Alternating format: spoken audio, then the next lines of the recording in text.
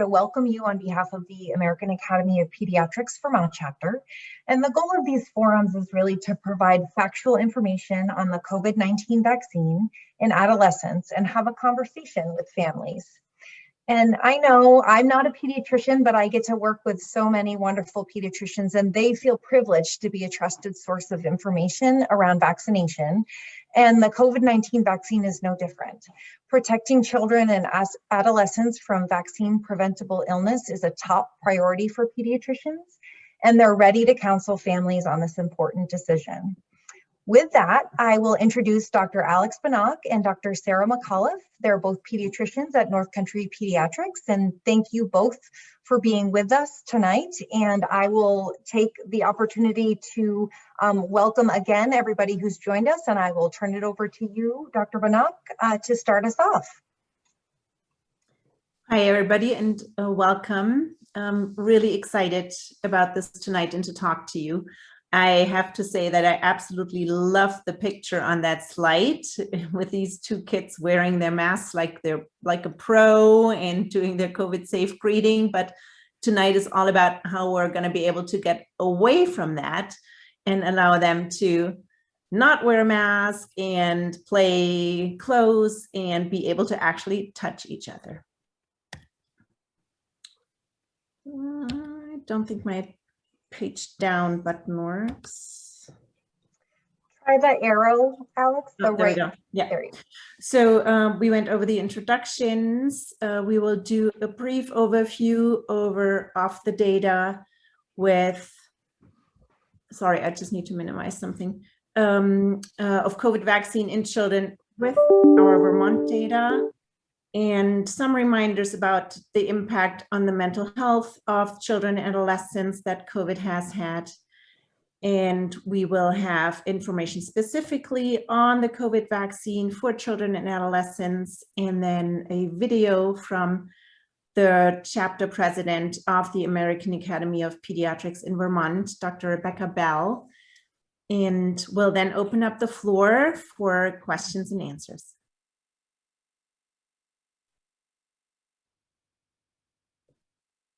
This is the COVID update from today's date from the health department's website. And as you can see, we're interested in the children. So in the age group from 0 to 9 years of age, we have so far had over 1,700 cases of COVID in the state.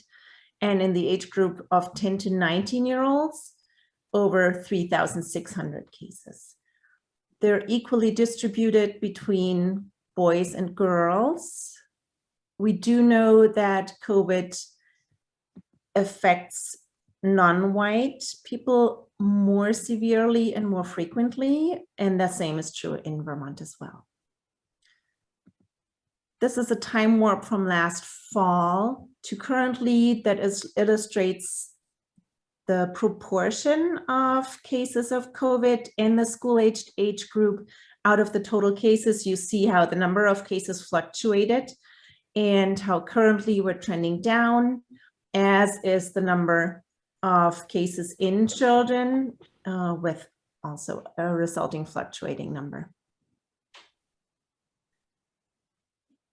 The slide looks a little busy, but it looks at the rate of COVID cases in school-aged children, and it's distributed by the school age. So the green curve is kids in the high school, the purple curve is kids at middle school age, and the blue curve is the curve for elementary school children.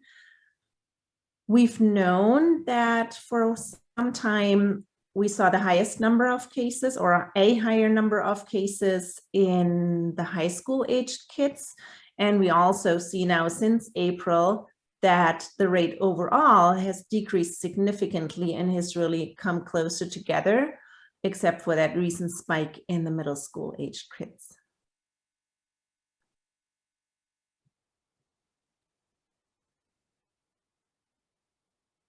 The following is a quote from an adolescent that really demonstrates how those adolescents were impacted by COVID and how their life changed, and particularly also how they weren't able to be in school full time.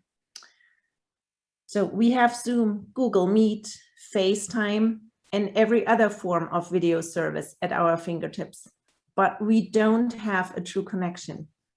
There is no replacement for the smiles in the hallway, the feeling of winning playoff games, and the satisfaction of knowing the correct answer. We want to be kids, but the pandemic has forced us to grow. We're still young, but we feel so aged by all we have been dealt. We want to cry about all we're missing, as we're still just kids trying to cope. But we also know that we are grateful for our health and safety. We feel guilty, relieved, and completely terrified. We're big kids. We can handle the truth. But we also want our loved ones to hold us tight and tell us it will be all right. We miss our lives. We miss just being kids. And that's what we want them to be able to get back to.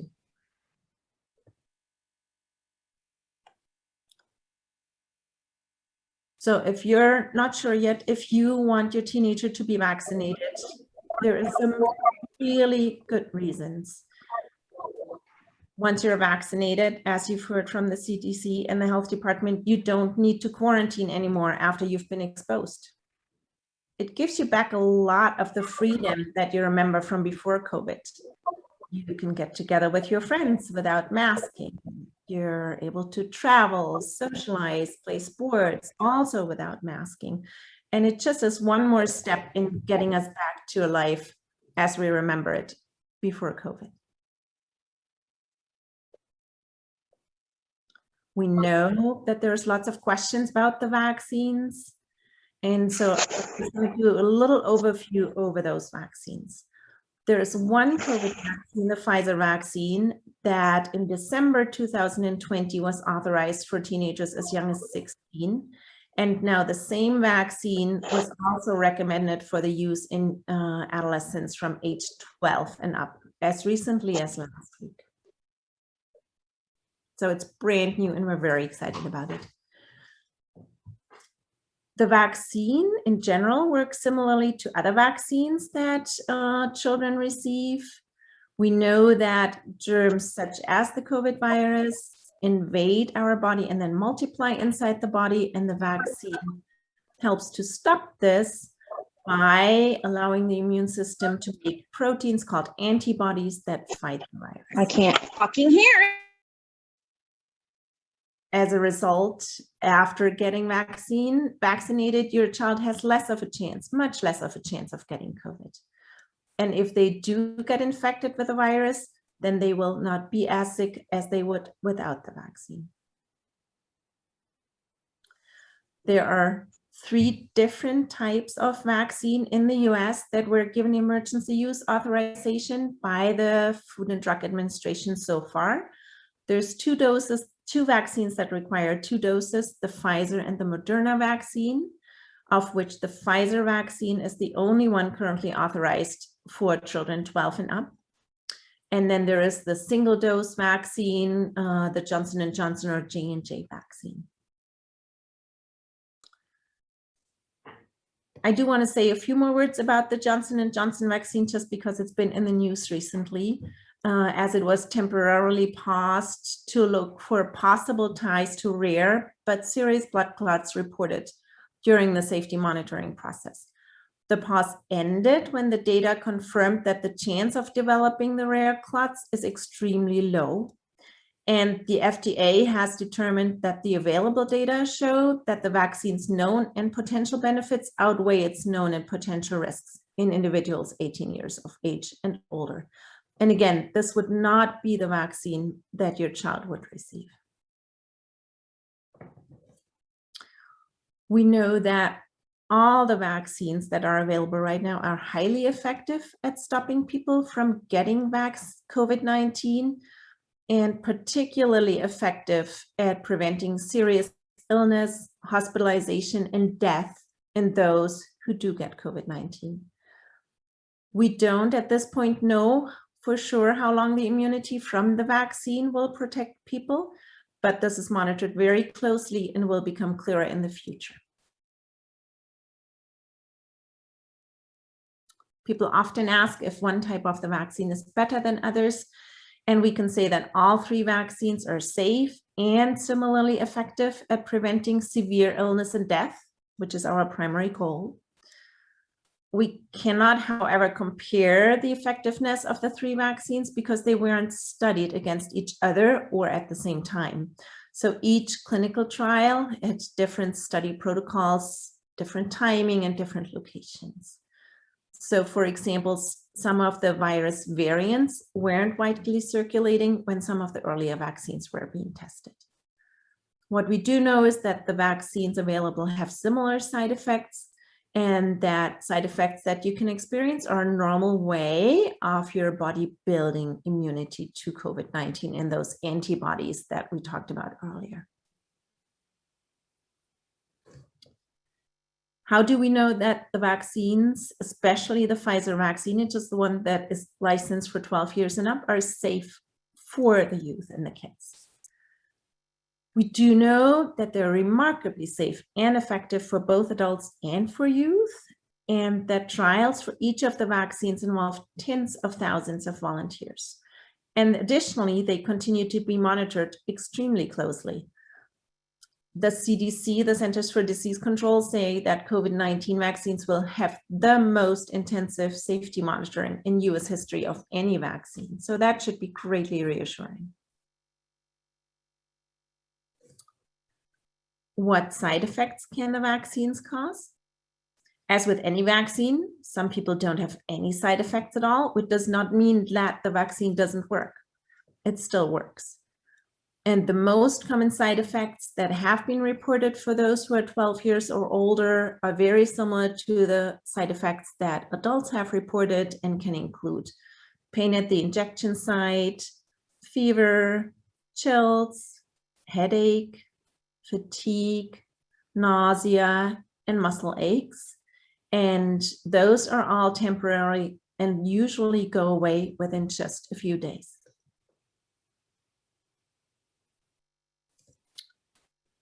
How long does it take to get the immunity from the vaccine? For the Pfizer or the Moderna vaccine, which are the 2-dose vaccines, it takes about 2 weeks after getting the second dose of the vaccine to build up the immunity.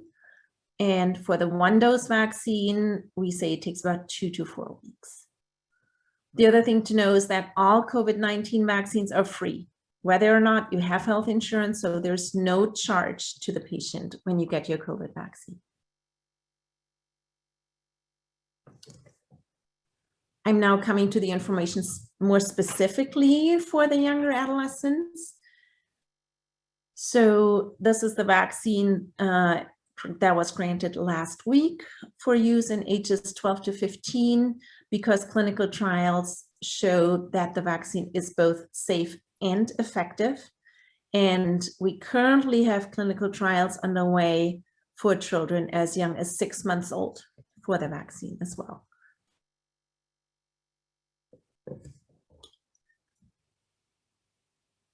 We also sometimes get questions about the ability to get other vaccines around the same time. And we now know that it's okay to give other vaccines around the same time or even at the same time as the COVID vaccine. So the American Academy of Pediatrics just this week or last week stated that given the importance of routine vaccination and the need for rapid uptake of COVID-19 vaccines, it supports the co-administration of routine childhood and adolescent immunizations with the COVID vaccine, or in the days before or after for children and adolescents who are behind or who are due for vaccines and at risk for vaccine preventable diseases. This looks like a very busy slide, but it really has one big important piece of information on it, and that is that it is very easy to register for the vaccine for your children. All you need to do is go to healthvermont.gov/myvaccine. I know that a lot of you will have gotten notifications from your school about upcoming school vaccine clinics. And it's also important to know that when you register for the vaccine and you're under age 18, you will automatically only be registered for a site where you can get the Pfizer vaccine, which is the one vaccine that is licensed for that age.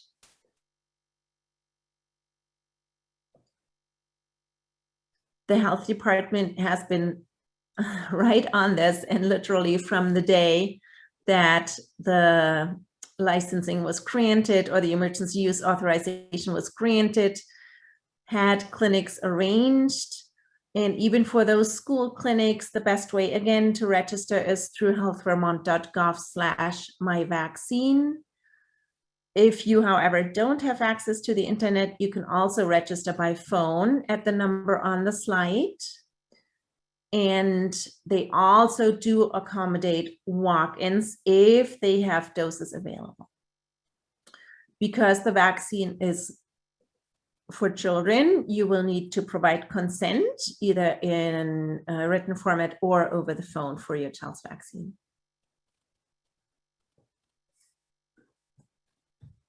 The schools will provide a permission form, and that is available in several other languages other than English. If you, for whatever reason, cannot be present at the clinic and you did not give permission ahead of time, the clinic staff will also be able to accept your consent over the phone as long as they can reach you by phone. However, the best way, just again, is to register ahead of time. However, we always want everybody to get their vaccine, so we'll do anything we can to accommodate this. I do want to play this really wonderful video from Dr. Rebecca Bell, who is the chapter president of the American Academy of Pediatrics in Vermont, who just summarizes a lot of the information and sends a very powerful message. And it'll run about 9 to 10 minutes. Hi there, I'm Becca Bell. I'm a pediatrician in Burlington and the current president of the Vermont chapter of the American Academy of Pediatrics. And I'm just going to take a few moments to talk about how excited we are as pediatricians that the COVID-19 vaccine is available for young people now. So I'm a pediatric intensivist, which means I take care of children in the pediatric intensive care unit at UVM Children's Hospital. And I take care of infants, children, and adolescents who are critically ill or injured. And so vaccines are something that have always been really important to me because they help prevent a lot of the very serious illness I sometimes see in the ICU when children are too young or haven't been vaccinated against a vaccine preventable infection. And when I think back to last spring when everything was shutting down and I was working with some of my other ICU colleagues who care for adults, and we were really worried about the number of ventilators and the number of hospital beds. If you had told me then, a year ago, that we would have a number of safe and effective vaccines that in trials, when tested on tens of thousands of people, prevented people from not just dying, but even becoming seriously ill enough to even be in the hospital, I don't know if I would have believed it. It's amazing how effective these vaccines are. And a lot of people are wondering, how are we able to get these vaccines so quickly? It seems like quite a feat. And, you know, in pediatrics, we're used to vaccines taking a little bit longer. And part of that is that there's a lot of competing interests in terms of what type of research and technology gets funded, right? Lots of competing interests there. And when we test vaccines on other types of infections, usually those infections aren't as common, aren't as prevalent. And so it takes a while to get all that data. But with COVID-19, as we all know, the world stopped last spring, just completely stopped. And the biggest priority that everyone had in the world was stopping this virus. And what that meant really was having safe and effective vaccines. That became the top priority. And so every effort was turned towards that. All this funding was turned towards that. And a ton of collaboration happened in order to make this possible. So I want to talk a little bit about the vaccines that you all qualify for, are eligible for, or will be soon, and that's the messenger RNA vaccine. So that's the Pfizer and Moderna vaccines. So this is a technology that's been in use in cancer therapies, and also scientists have been using it to study vaccines for other infections. And so when the world was told what the SARS-CoV-2 virus looked like, that was something that was shared with everyone, people got to work. And so they used this technology that already existed, and they made it applicable to the SARS-CoV-2 virus. And because there was so much funding going towards this, they were able to make this happen on a little bit of a quicker timeline than usual, but all the steps were there. They went through every single step. And because COVID-19 is so prevalent, when they did the efficacy trials to see if it worked, and they gave vaccine to some people and a placebo to other people, they saw very quickly that the people who received the vaccine weren't getting sick from COVID-19. And the people who didn't receive it were getting sick. And that data was collected so quickly that they were able to get a pretty definitive answer that these vaccines are really effective. And one thing that I think is so interesting about the mRNA vaccine is that it really gives your body instructions for how to make a protein that looks like what's on the virus. So what do I mean by that? So when you get the vaccine, this mRNA is like a little piece of instruction, or I almost think about it like a handwritten recipe that's sort of passed down in your family, right? You have a piece of paper with a recipe, and then these are instructions. Then your cells can make, based on the instructions, can make a spike protein with that. Then once it's made, recipe goes away, and the mRNA, it just kind of disintegrates and disappears. And then what you have is this harmless spike protein that's not the virus, but is similar enough that your immune system can look at it, recognize it, and get ready for it in case they ever see the SARS-CoV-2 virus. And this is really important because this is what will stop the virus from replicating throughout your body if you're exposed to SARS-CoV-2 and making you very sick. And one of the things we know in intensive care medicine is that these viruses, SARS-CoV-2 in particular, the virus itself can cause a problem in your body. It can cause direct injury and illness. But the other problem is on the other end, when your immune system is trying to fight off that virus, that battle that happens can create a ton of inflammation and a lot of problems and a lot of illness. So it's that back and forth between it's the virus and your immune system. When you get exposed to the virus, when you get sick, that can make you really sick. Now, in someone who's been vaccinated, instead, their body sees the virus and their immune system's already ready. They already have the antibodies. They recognize it really quickly before the virus can kind of get out of hand. And they've got the cells ready that they know they need to fight off this virus. And that's why people aren't getting very sick. They're not dying.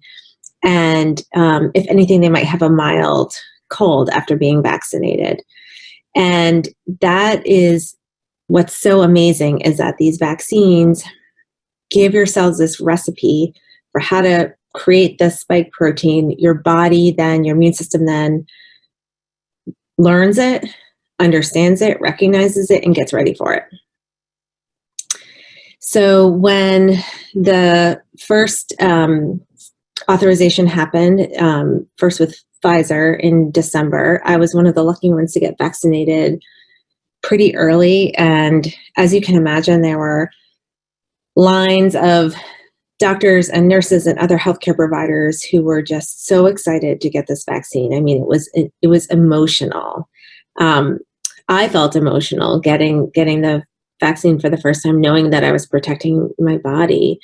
And then I got my second shot in January and had the expected, many people kind of feel crummy the next day because they have that, they can sense their immune system sort of recognizing again this spike protein and sort of revving up for it.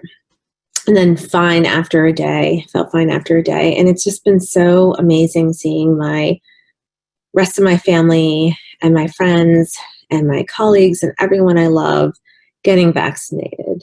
My own children are too young right now. They don't qualify, but I am going to be so relieved and so grateful when the vaccines are approved for their age group, and they will be first in line.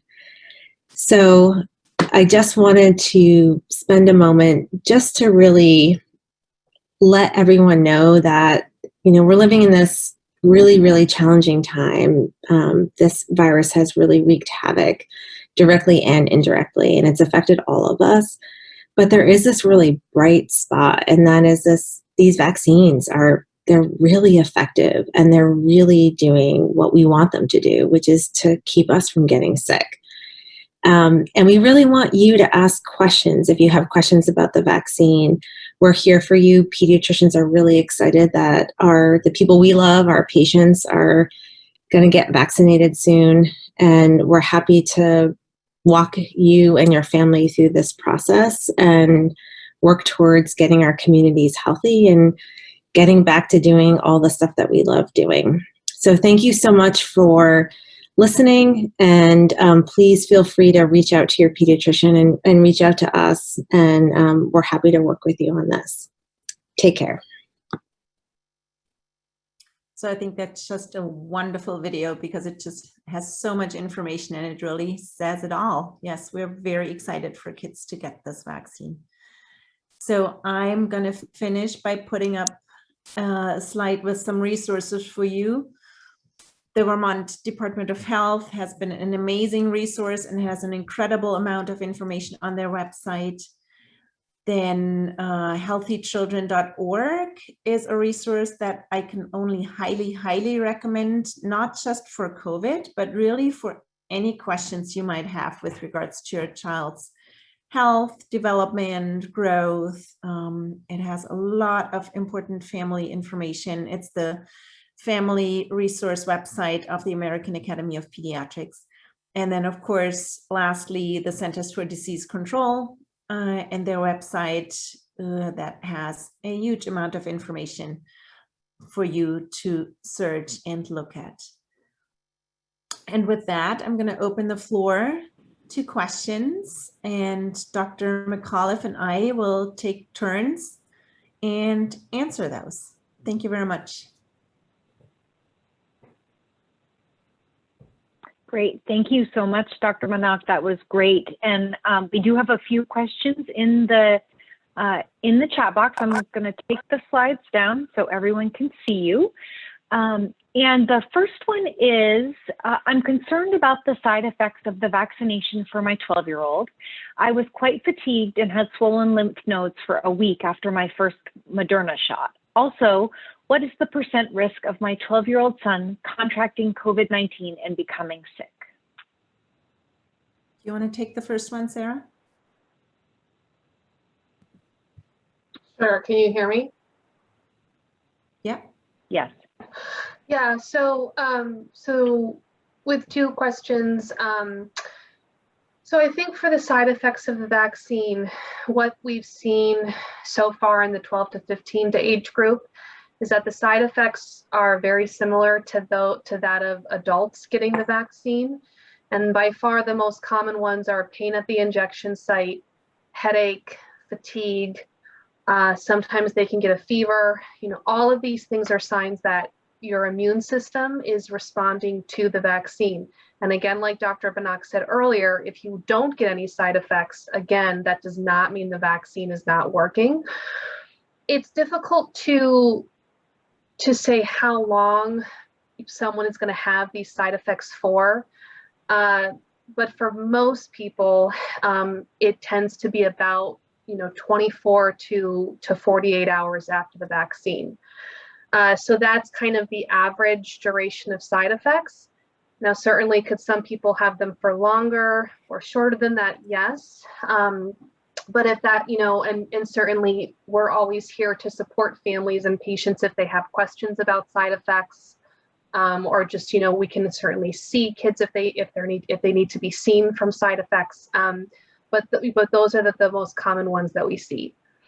And then in terms of the percentage and likelihood of a child getting COVID-19, if with being as widespread as it is right now, we are seeing, some, more cases that are popping up in the younger age groups, teenagers, school age groups. So again, the idea is that we want everybody to be protected by getting the vaccine. And that is, the vaccine is the best way to help prevent against serious illness in children right now, to avoid getting the infection. And if I think I just want to add, so that swollen lymph nodes have been described, but a lot less common than those other side effects. And I think one of the things that can be tricky, especially with the children and the younger they are, is that often they don't have symptoms of COVID, but that does not mean that they cannot then be affected by long-term complications from COVID. And so those are really good reasons, or, also passing COVID on and infecting somebody else when they have it and don't know that they have it. So all those are really very good reasons for us to recommend that all children that are eligible get the vaccine. Great, thank you. And just a comment that people are needing reassurance, and I think that's why we wanted to do this and offer information and offer the ability for people to ask whatever questions come up and whatever things they've been thinking about. So we appreciate that very much. The next question is, it's sort of formed in a statement, but I think you'll get the question is, my understanding is that none of the COVID vaccines are FDA approved. So maybe you want to talk a little bit about the EUA process? So you're correct as insofar as they've been granted emergency use authorization, which is slightly different from an FDA approval. The reason behind that was the extreme urgency that was seen in stopping this pandemic, and the emergency use authorization process, just purely from a bureaucratic and administrative side, is faster. That does not mean that any of the steps in studying the vaccine or the clinical trials or monitoring for side effects was shortened in any way. And we do expect that eventually, with due time and to allow for the longer process, formal FDA approval will follow. When is your best estimate for when vaccines may become available for children younger than 12? So I think it's difficult to give an exact date for this because we simply just don't know. They have started some trials for children under the age of 12, but again, these are just kind of in process, so they can look at the safety of the vaccine.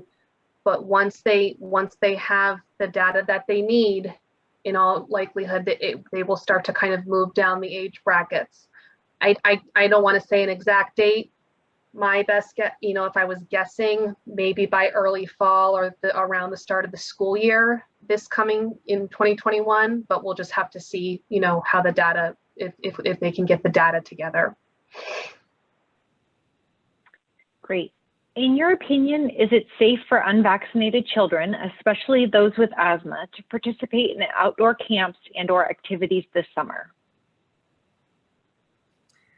I assume that the question is about unvaccinated against COVID and not generally unvaccinated children. If I'm wrong, then please correct me in the chat box.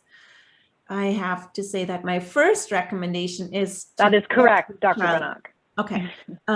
My first recommendation would be to get your child vaccinated. But if your child, and asthma is not a contraindication to the vaccine, but for us, even more of a reason to get the child vaccinated. But if your child is unvaccinated because they're too young and they're not yet eligible for the vaccine, there will be very, very concrete guidance for summer camps that are addressing the safety to mitigate COVID, and that continues to be revised just because, as we've all seen, the conditions around COVID change so frequently, and nobody would have thought that we already now have a vaccine for 12 years and up.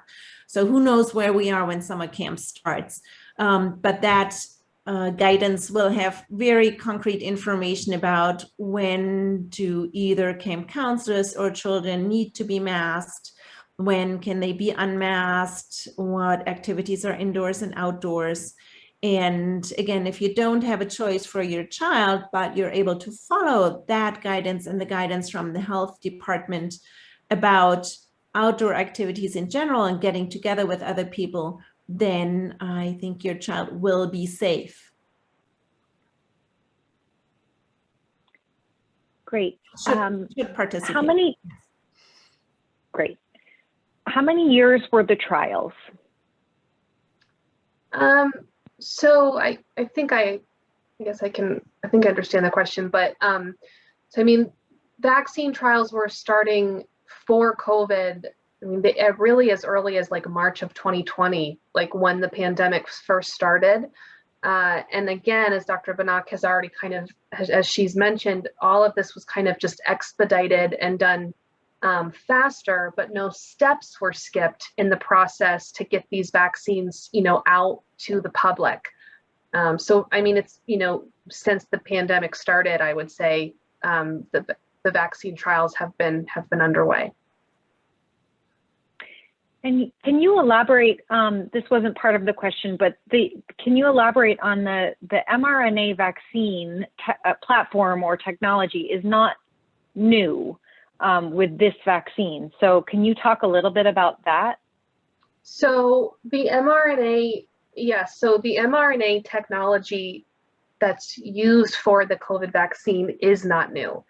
So basically this technology has been around for quite a few years. It's been studied. And so that part of the vaccine is not new. The new part about the vaccine is COVID, which has been new for all of us since 2020.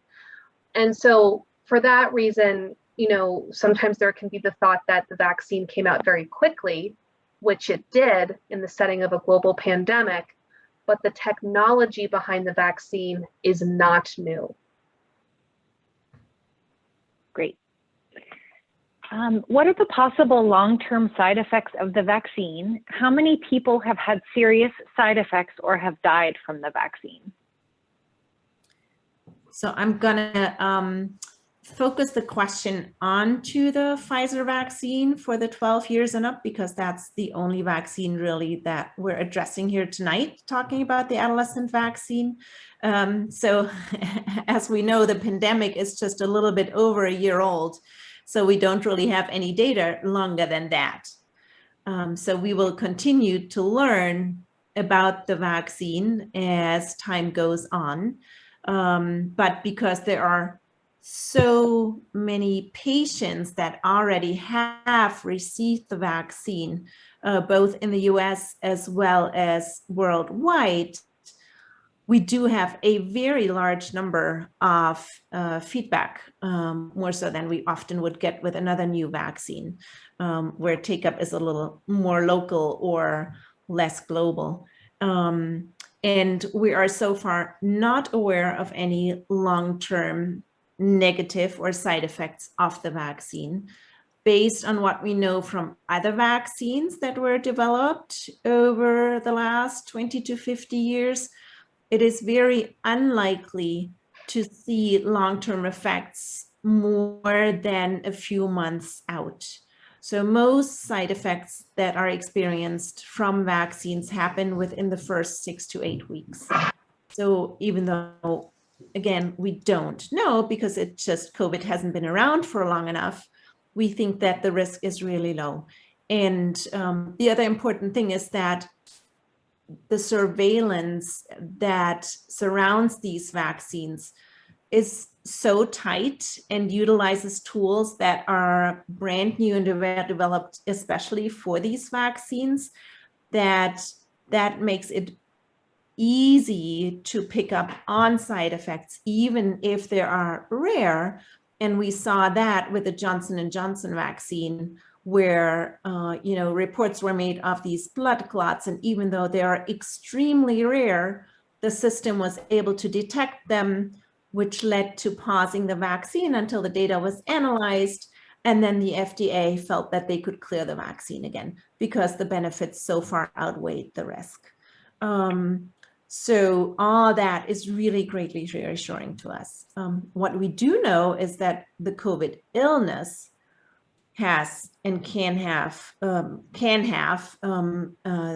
significant long-term effects. Again, we only have data going back about a year because COVID has only been described for about a year.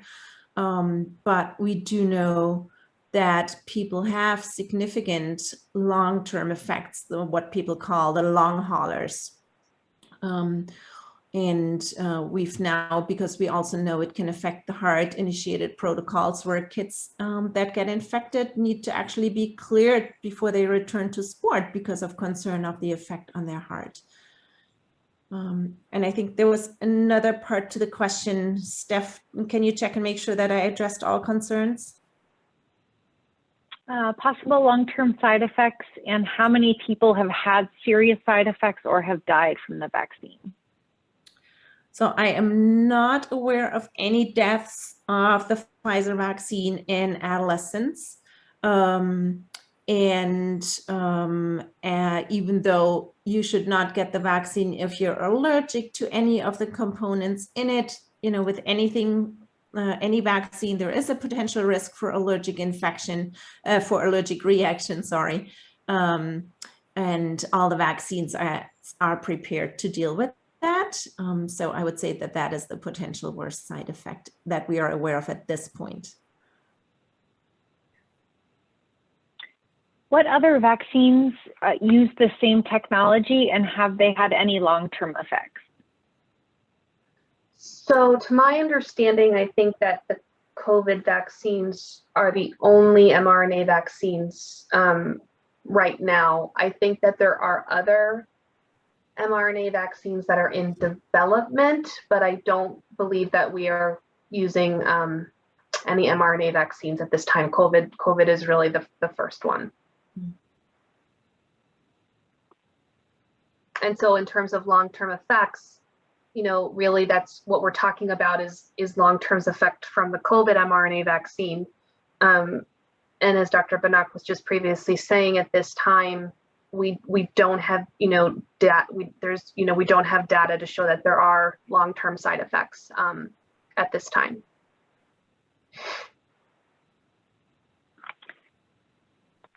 Okay, so if no long-term studies have been done on mRNA vaccines and specifically on children, how do we know these vaccines are safe in regards to long-term side effects? So I think it all goes back to, weighing the data and the information we have and weighing risks and benefits. And again, the concern is that we do know so very well the risks of the COVID illness and also the long-term effects that those have that have been very well described. And the illness, remember, the illness has also only been around for a year, right? So the illness preceded the vaccine development only by really a few months. And so the amount of data or the duration of the data we have both on the illness as well as on the vaccine are very similar. And to this day, we're very aware of potential long-term effects of the illness, but we're not aware of any long-term effects to this date of the vaccine for the same time frame. And yes, we do, you know, time will tell for sure, and we continue to collect data as we move forward. But in the meantime, the vaccine provides safety. It provides us to go back to doing what we've missed over the past year, and it helps us keep other family members that maybe aren't able to get the vaccine and friends safe, because we know we're going to protect them by not being able to transmit it to them. Great. So this question is not necessarily related to children, but I've heard that the COVID-19 vaccine might affect people with different blood types and might affect them differently. And also that women who are experiencing perimenopausal symptoms might experience more side effects from the vaccines. In your opinion, do these ideas have any validity? So I am not aware of any data that show that COVID, I think the question was like, what were for people with different blood types? Not to my knowledge. I don't know. I don't know if Dr. Banach, if you have any info on that, but I don't believe so. And I don't believe that there are data for women who are having perimenopausal symptoms in terms of relation to getting the vaccine, as far as I know. Yeah, I agree. And I don't think that that is, those are questions that are specifically addressed in the vaccine surveillance. So I don't think we would have any data on that. Can you please speak to the increased occurrence of breakthrough cases? Is it likely to be related to variants?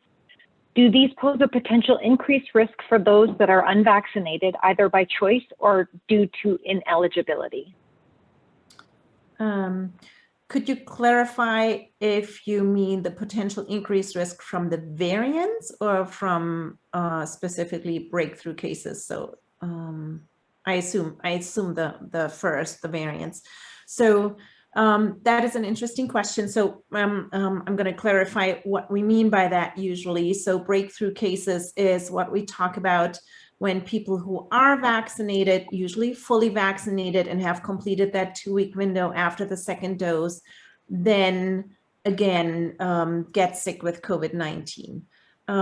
Those are considered breakthrough cases, and we do know that those exist. Just like other vaccines, no vaccine is 100% effective, but thankfully those cases are usually very mild. There is thought that those might be due to the variant, and we know that even in Vermont, we've seen more of those variants, and that a lot of them also are more aggressive, both in terms of how infectious they are, but also in unvaccinated people, especially in how in the severity of the illness they can cause. And so I'm going to answer yes to your second question. So yes to your first question, but also yes to your second question. I do think they do pose an increased risk to those unvaccinated, both because of being more infectious and spreading faster, and then also due to the severity of the illness they can cause. And, I think one just has to look to India to see where, of course, there's many other components that play into it, but about the disastrous effects that they can have. If your child is in between doses for another vaccine, for example, Gardasil dose 1 and 2, is it safe to get the Pfizer vaccine if it has been more than 2 weeks? How long should you wait after Pfizer dose 2 to receive a second dose of the other vaccine? So I think this was actually just last week that the CDC changed the guidelines surrounding the COVID vaccine. So there are currently no time frames around getting the COVID vaccine and getting other vaccine.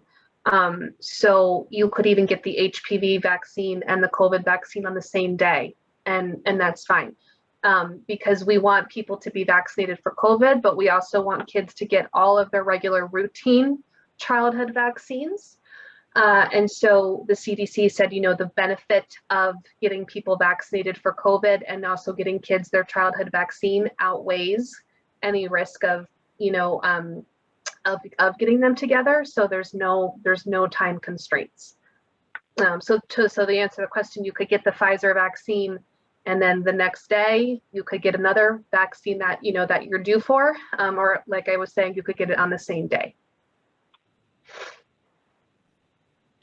Great. Well, I don't have any more questions in the chat box. So if people have last minute questions, please type them in. And why don't I give Dr. Banach and Dr. McAuliffe a moment just to have some last moment words to end out the forum. I'm just happy about the number of people who decided to dial in tonight, because this is such an important topic, but also such an exciting topic. And I want to thank the health department, because they've been amazing in not only putting these town halls together, but also getting those school-based clinics and adolescent vaccine clinics put together literally overnight. And I hope that we were able to answer everybody's questions and that you feel comfortable signing your child up for the vaccine. And if you have any other questions, please call us or your pediatrician. We're always there for you. I just want to thank you, everybody, for your thoughtful questions. I really appreciate them. And I also want to thank Stephanie for being here and moderating this as well. I agree, it's very exciting, and the thought of getting more and more kids protected against COVID and vaccinated, it's so exciting, and I want to get kids back to doing their regular fun activities. So that's what I'm hoping for. And again, like Dr. Banach said, just always reach out with questions, because we're happy to answer them. Wonderful. Well, you are getting thanks in the chat.